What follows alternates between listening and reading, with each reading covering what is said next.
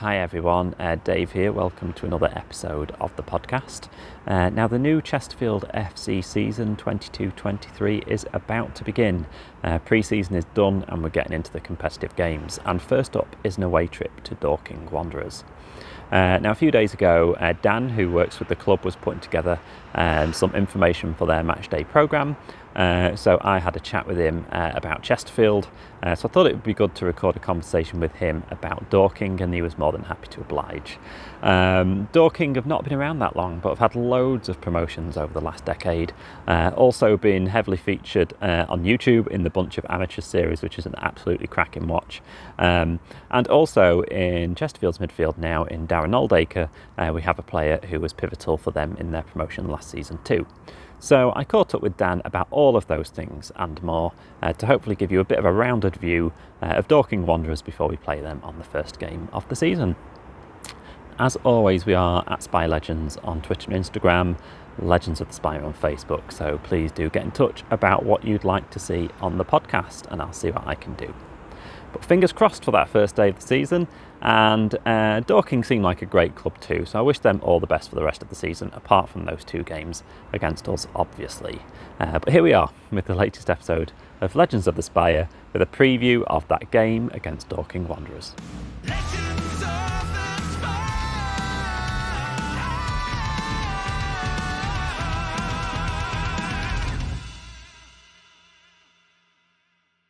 It's a great opening fixture, isn't it? I suppose for both clubs.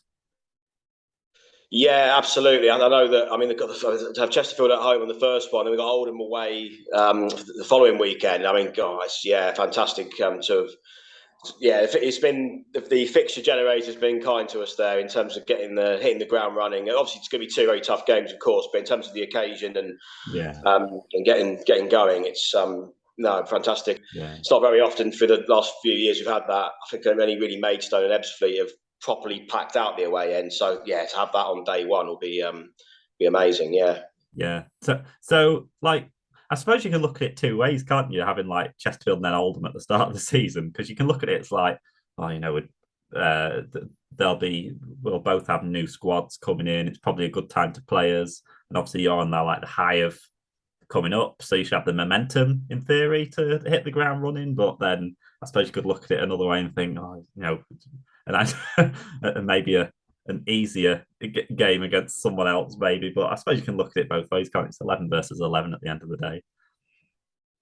Yeah, no, you're spot on. It's tough to gauge. It's that thing of, on the one hand, you've got obviously in Chesterfield, especially the last two seasons, and I appreciate there's been a lot of changes at the club with personnel coming and going, but you still expect it's to be up there competing at the very top end of the division, and Oldham's a bit more of an unknown entity, I guess, because they've had to reshape things a lot. But yeah, no, as you say, it's that fine line between two really tough starters, but then at the same time, probably the best time to play them in many ways. Yeah, so that's going to be fascinating to see how it goes. Yeah. So give us like a little brief potted history of Dorking, because a lot's happened in quite a short space of time, hasn't it? Absolutely, yeah. No, it's been an incredible story, really. I mean, the club formed in 1999. The manager and the chairman, I mean, he's still the manager and the chairman to this day, Mark White, formed it with a bunch of mates. And in 1999, I think he himself was a Wimbledon supporter, and I think around that time he got a bit sort of dispirited about what was happening with his club, and that was kind of what got him on the path to starting this new club in Dorking. And then it's just from 1999 we've this 12 promotions in 22 completed seasons. Unbelievable, a British record and completely unique, and it's just all been really credit to the ambition of the club and just being very committed from day one to a particular style of play, and just over the years evolved, and they started out playing on a £50 a week rental pitch, Brocken Bigfield. Moved over to West Humble, which is like a sort of smaller ground, and in the last few years been at Meadowbank, which is a fantastic location. Just also the home of Surrey FA, just off about 10 minutes from the high street in Dorking. But no, as you say, such a lot has happened in such a short space of time, and culminating to the point where we're now, on the verge of the Football League, and off the back of a season where they got the promotion, of course, and won the Surrey Senior Cup for the first time as well. So no, it's been an unbelievable story, really has, yeah. I saw a great interview with him where he was saying, like at the start they had, because of the regulations of the leagues, it was like, go up a league, you have to put barriers around the pitch, and then you go up another league and you have to put a concrete barrier around the pitch, and then you go up another league and you have to do something else. It's like amazing. Like I suppose it's been a learning experience for the whole club, hasn't it, in terms of just that progression. It can be really exciting to have all that progression really quick, but then there's a lot to adapt to, isn't there, kind of year by year. Yeah, absolutely. Yeah, and I think it's just testament to how, again, the club's ambition, but also realising and achieving what they want to do, given, as you say, the challenges you've got when you've got such a fast ascent through the leagues, and all those things you mentioned there, all those things that year on year you've got to add and adapt off the field as well as on the field. And I think it's just credit to the team, obviously to himself, Mark, as the chairman and the manager, but also the team he's put around him, a very loyal and dedicated committee and set of volunteers. I know they and a lot of the players spent the whole summer in that transition between Brocken Bigfield and West Humble, doing all those things like you mentioned, like putting barriers in place and getting the stand on point and floodlights and the clubhouse, all those kind of things. So yeah, it's a testament to a lot of the support he's had, which is very much remained through the club to the point we are now. We're very much a lot of the majority of the same team off the field, but even on the field as well. It's reflected in a number of the players year on year staying on with the club. I mean, even going into next season, there's 4 or 5 players who will play a part, and they were very much there in the Isthmin days, coming up through the Isthmin, like step 4 and step 3 of non-league as well. So yeah, testament to the ambition, but also that loyalty and support that he's managed to harness around him as well. So no, it's brilliant to as you say, to have done that year on year really is a special thing. Yeah. So how's the fan base kind of formed then? If you're quite a young club, is that, I suppose a lot of people have been there right from the start, haven't they? But have maybe come from other clubs or not having clubs that they support per se.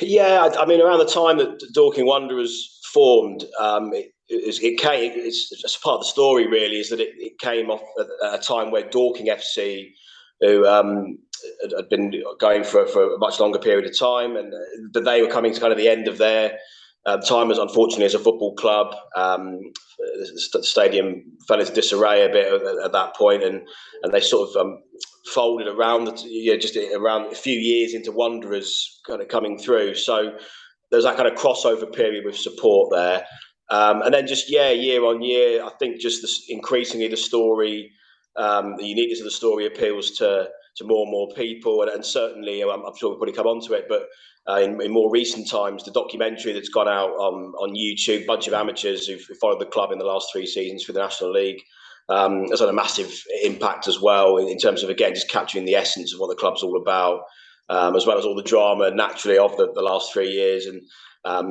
of course they can see there firsthand all the kind of principles and the qualities that the club's got. So yeah, again, like those challenges on and off the field, building that support base is, again, with such a fast ascent, is always going to be a challenge in and of itself. But yeah, it certainly has grown on year, and really reflecting towards the back end of last year. I think that broke the record attendance at Meadowbank a good few times as for the second half of last season as well. So yeah, and hopefully we would expect that to continue next year as well. So yeah, it's been a challenge, and it takes a bit of work given that it's such a fast ascent. But yeah, no, it's growing and building all the time. Yeah, it seems like there's a real resurgence as well of kind of the local club.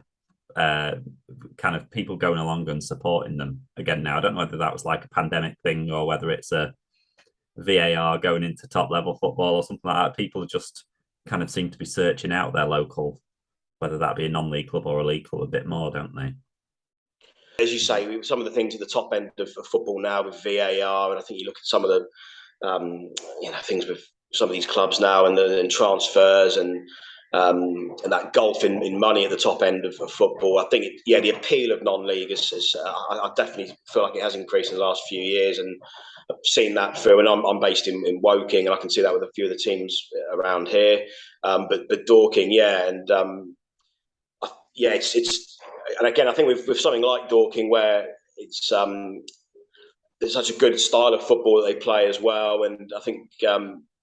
It's, again, and I think through the documentary as well, through the bunch of amateurs, and they can see immediately, because they're so good at capturing the content every week and the match play every week. They can see actually the standard is really good, and so I think it's a combination of all those things. I totally agree with you. I think non-league's definitely had a bit of a resurgence in the last few years, and long may that continue. Yeah.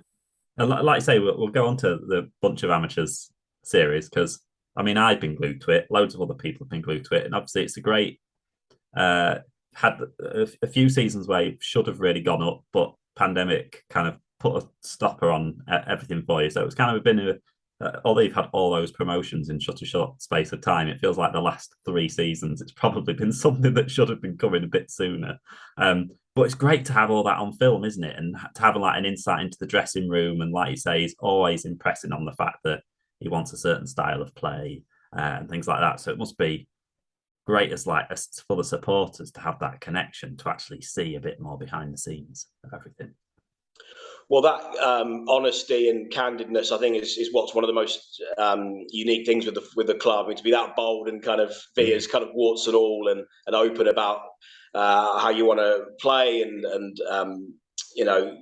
allow that access into the changing rooms and obviously speak to Mark, very open and candid, and often very funny in what he says. He doesn't pull any punches a lot of the time, and a lot of the players are obviously game to speak to Rich and his team, a bunch of amateurs as well. So no, it's a brilliant thing for the club and the supporters, and Rich and his team have come at a time where we've had these 3 seasons.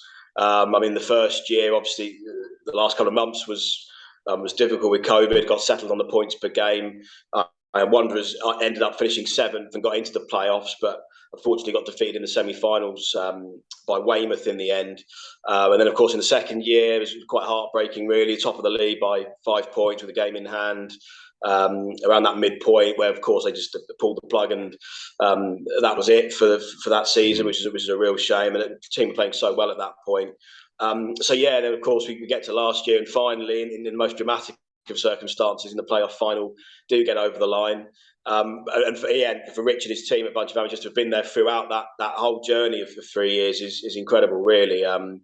You could not have asked for as good a job as they've done. They do, and technically fantastic in capturing the content, and obviously Rich's narration is always brilliant. But to have all that in tandem with such an amazing journey we've had these last 3 seasons is a brilliant thing. Yeah, so long may it continue, and hopefully they're okay to keep capturing the club next season, and what will be another unique season, being the first one at that level. So long may that continue. Yeah, it's great. What the bits that I enjoy most is on the touchline and where he's talking to either the opposition players or the opposition managers, and he's going, "You don't need to be like that. You don't need to be fouling. You're a good team. Why are you playing like that? You're good." So I'd love to hear what goes on between him and Paul Cook on that first game of the season. It'll be fascinating. Yeah, bounce off each other. Those two. It'll be interesting to see if we could see them both having a cup of tea afterwards and having a chat. It'd be really interesting. I imagine it'll be an interesting one. Me and my friends, we just said, let's just start playing football on a Saturday, as opposed to travelling around watching games, and that's where it started, really. We rented a council pitch for 50 quid, and we used to have to drag the nets across it.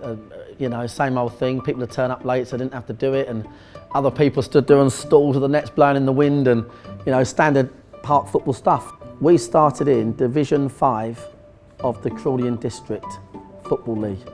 We played 1 season in that league, and we then transferred across to the West Sussex Football League, and it had essentially 4 divisions and a Premier League, and that was before you even went into intermediate football, which has 3 divisions, and that's before you go into county league football.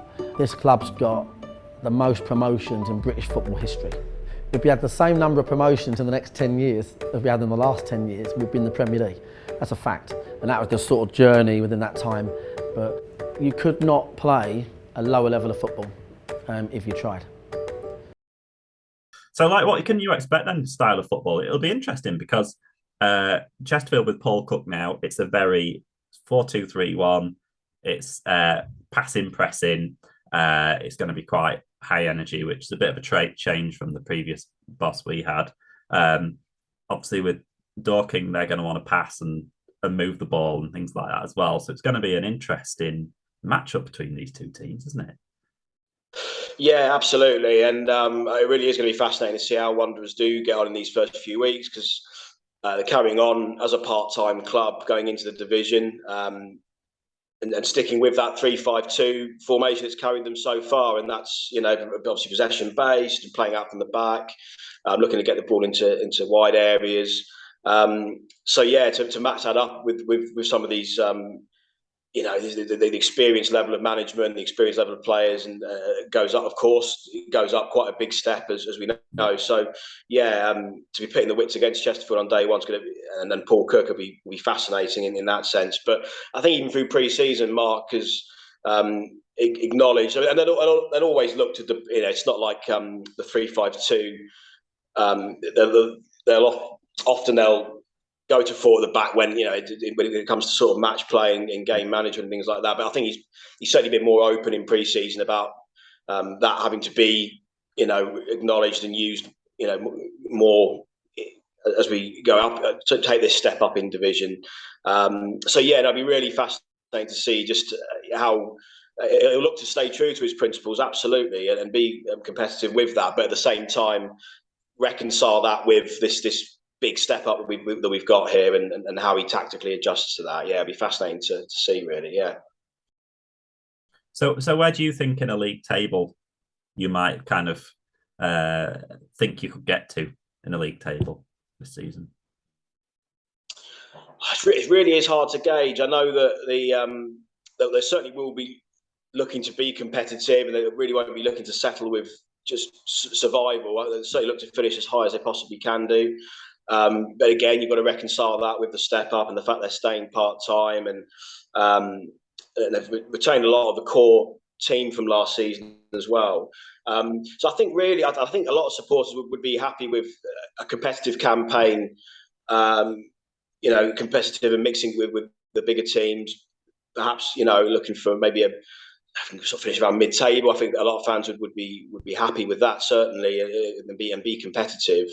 And maybe factor that in with a cup run. I know last year was disappointing, couldn't quite get to the first round of the FA Cup. So that would be that in tandem with a competitive season would be fantastic. But of course, like any newly promoted club, you want to the aim is always to survive and stay in the league. But I know that Mark and the team, they'll look to very much kick on from that and be competitive as well. Yeah.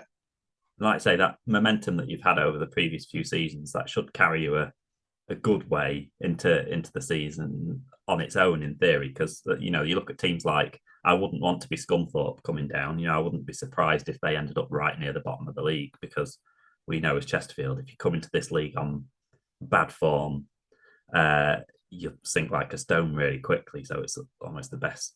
We've seen other teams go up as well. I think we're all expecting teams like York probably to do quite well in this league as well. So it'll be interesting to see who does end down there. Because, like I say, I don't think it'll be Dorking and York that'll end up in the bottom four. It'll probably be some other kind of bigger reputation clubs, maybe, that might be down there. Yeah, no, absolutely. Momentum's such a big thing, and as you say, I know Chesterfield in that first season it's taken a little bit of time to kind of get going again. And you look at Southend last year in the first half of the campaign. I know they kind of came good in the second half of the campaign, but that momentum is massive, and the fact that he's been, and it's such a good thing that he's been able to keep a lot of the team together. I mean, obviously there's a boldness and a risk, I guess, in coming into the league of vast majority of full-time teams and staying part-time, but in doing that, he's managed to retain the majority of the players who've been with the club for the last few years and know the style of play, and have been playing at the high, at the top end of step 2 for the last few years. So yeah, the momentum absolutely massive, and I think with a sort of neutral footballing hat on, I think I'd lean on what you're saying, and same with York really, where you'd be more in favour of and backing those teams to have more of a carry that momentum and be competitive and have a go. Yeah, absolutely. So Chesterfield have got an ex-Dorking player in their ranks, as we signed Darren Oldaker this pre-season, and he's looked really good. Him and Ollie Banks, who we've signed from the league, who's just come back down after being at Chesterfield years ago. They're both in midfield.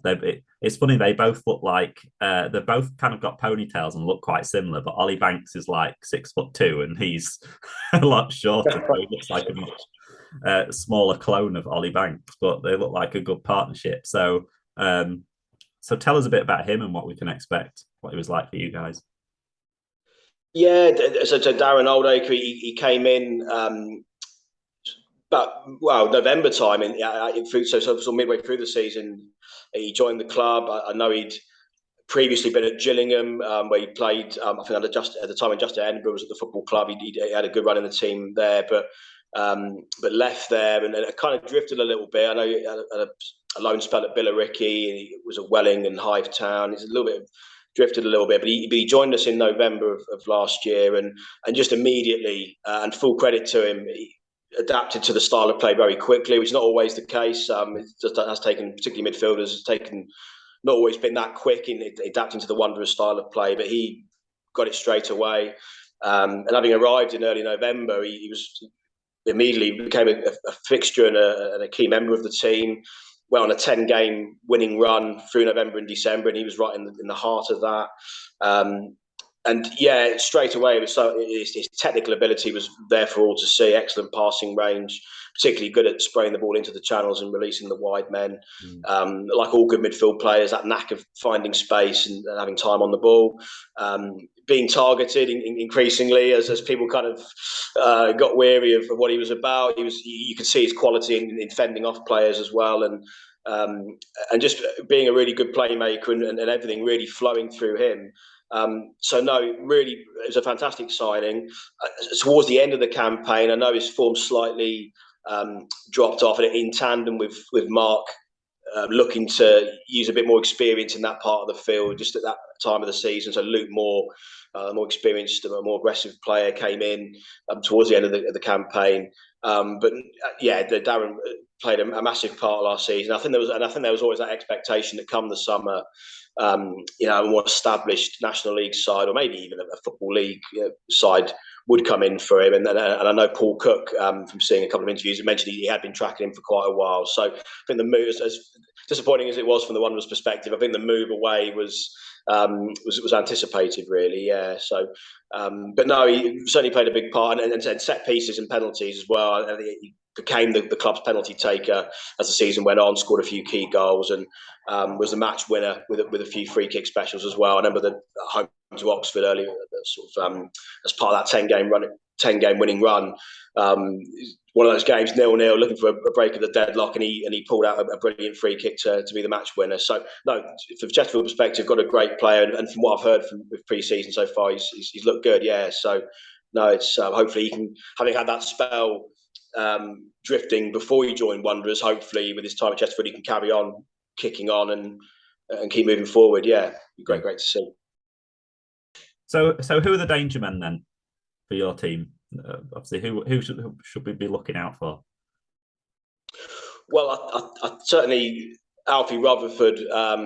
Him staying with the football club has been a massive, really. I know there's been a lot of interest from other teams, but he main striker for Wanderers last season. His strike partner Jason Pryor, who's been a talisman for the club for a number of years. He was injured for much of the campaign last year, so Alfie really had to step up, and he absolutely did that. He was top scorer for the club in the division, 32 goals if you include the playoff games.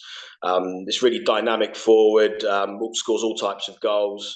So he signed a 2.5-year deal with the club back in January. So him, staying on amidst this interest massive. So he'll be one to watch, and he'll be chomping at the bit to have another go at step one, because he as part of the Havant and Waterlooville team that came up a few years ago. And he, I think even in that season, even though they got relegated, he scored 13 goals in that campaign. So yeah, he'll definitely be one to look out for. And we've got Josh Taylor in midfield, who had a fantastic campaign last year. Really technically sound midfield player, smooth operator in the middle of the park. And unfortunately, I mean, one of the other key men for Wanderers, unfortunately, we won't see him for another few months because he's recovering from an ACL injury. Matt Briggs, who's been at the club for several seasons now, lightning fast winger, who's really just beats. He's got to be one of the fastest players. Certainly at step two, one of the fastest players, and great end product, great knack of making that decision with fighting, even having taking on a strike at goal or finding the man in the box. Yeah, unfortunately, it's a real shame that he's not going to be around for the first few months. But yeah, certainly he'll be a really exciting player to look out for when he does come back, which will hopefully be around the midpoint of the season, all being well. Yeah. So that'd be the kind of key guys that you would say in attack, and then managed to add a few names as well in the summer. Jack Jebb has come in from Dartford to effectively replace Darren Oldaker's departure. He's Jebb, really, again, like Oldaker, really sound technical player, great pedigree. He came from the ranks at Arsenal and he's played in the Football League. So he's come in and looks really good. We've got Ryan Seeger, who's joined from Hungerford Town. He was only behind Alfie Rutherford in the goal scoring ranks last season in the National League South. So he's the top scorer in the season that got curtailed the year before. So he's again another striker of good pedigree, dynamic.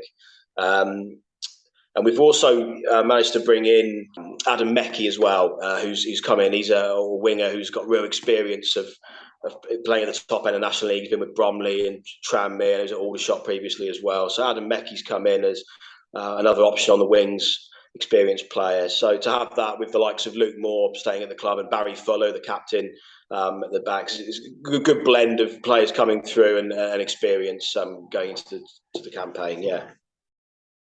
So with all the Chesterfield fans going down to Dorking, what should we be if they want to make a day of it? Where should they be going? What should they be seeing? Where should they be having a pint? That type of stuff. Well, it's again great that the location of the club. I mean, it's such a picturesque location they've got just in front of the hills of the Mole Valley area. Such a beautiful location, but also just literally a 10-minute walk from the Dorking High Street market town. So it's got that mix of recognised and kind of more unique boutique shops and things. So it's a really good away day, and I think in terms of where to go before the game, you've got a few pubs on the high street. I know they've got the Surrey Yeoman and the White Horse pubs. Again, just literally a 10-minute walk from the ground and easy to get to. So it really makes for a good away day. And I know they've got obviously when they get to the ground as well, we'll have the fan zone behind the main stand as well. So plenty of space for supporters to mingle before the game as well. Yeah, so no, it's look, again, like we said, I think there's only really a couple of teams last year, Maidstone and Ebbsfleet, where packed out the away end, and it's such, I mean, naturally the atmosphere and the buzz around the ground is immense when you get that. So really looking forward to Chesterfield coming down on the opening day. Yeah, should be fantastic. Probably going to happen a dozen or more times this season, isn't it? With a lot of those teams in there now. I was talking to Adam Summerton, who does the BT Sport coverage, and he was saying how that kind of group of teams now that are at the top of that league are just some really big clubs now. Wrexham and Notts County and Southend, and those clubs that have come down, they're all going to bring big followings to you, aren't they? So it's going to be really interesting to see how you perform against everyone. Yeah, it's unbelievable, really, the timing of this to be in the division at this point in time, where you've got so many former Football League sides, like yourselves with Chesterfield, of course, and Oldham and Scunthorpe. Still can't quite believe that's the way they've obviously come down from the Football League.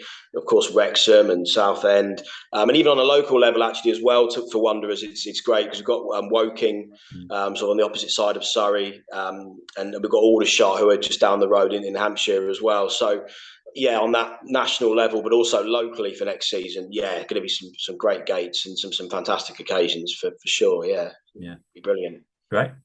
Well, so getting closer, that first match then. So is it just an excitement kind of thing going up? I suppose you've kind of just used to winning for the last decade or so. So I suppose you're just looking forward to it, are you?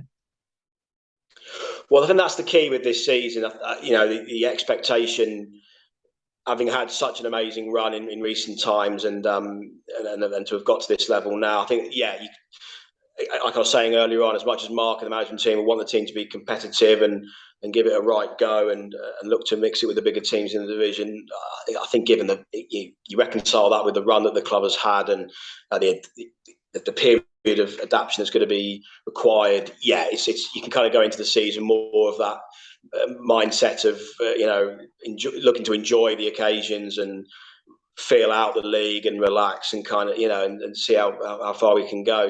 So and that buzz and that momentum we talked about, especially the way it all went down towards the end of last season with the playoff final, we'll just keep that feel good factor going for a long enough period. So I think it will certainly be a season of excitement and just enjoyment really. And I think, and again, as I said, I think the club, if they can also look, the FA Trophy, the FA Cup, look to do a run there in tandem with that kind of a season, that'd be in the league.